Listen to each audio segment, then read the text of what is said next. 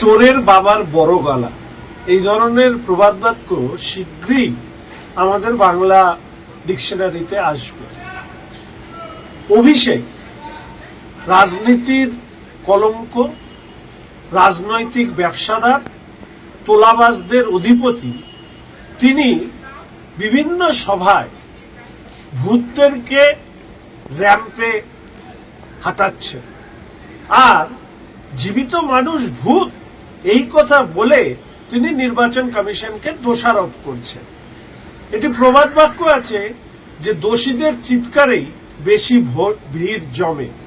আমি অভিষেক ব্যানার্জিকে চ্যালেঞ্জ করছি, আপনার যদি দম থাকে, আপনার যদি ক্ষমতা থাকে, তাহলে আপনি এই জীবিত মানুষদেরকে যারা মৃত হিসাবে দেখিয়েছেন সেই বিএলওদেরকে র্যাম্পে হাঁটান।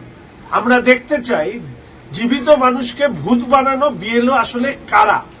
আসলে নির্বাচন কমিশনের দপ্তরের সামনে কিছু এই ভূত বিএলএ এবং কিছু জ্যান্ত বিএলএ যারা আসলে তৃণমূল কংগ্রেসের দাসানুদাস, তারা নির্বাচন কমিশনের বিরোধিতা করে তারা সেখানে ধর্ণা মঞ্চ বেঁধেছিলেন।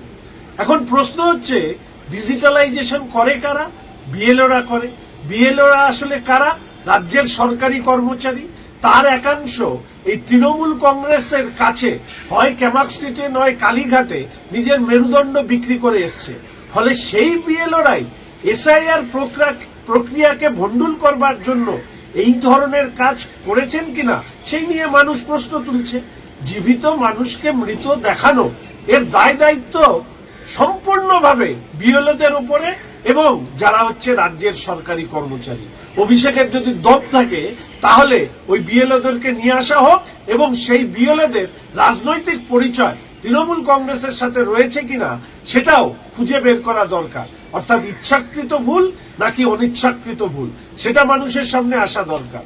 তার পাশাপাশি কয়েক লক্ষ মানুষ এই এএসডি লিস্টে মৃত হিসেবে এসছে, তার মধ্যে কজনকে তিনি মঞ্চে তুলেছেন। আমরা দেখতে চাই যে সংখ্যার বিচারে হোক, আর অথবা যদি ইচ্ছাকৃত বা অনিচ্ছাকৃত ভাবে যে বিএলওরা এই কাজ করেছেন, অভিষেক ব্যানার্জির যদি ক্ষমতা থাকে তাদের নাম প্রকাশ করুন, তাদেরকে র্যাম্পে নিয়ে আসুন।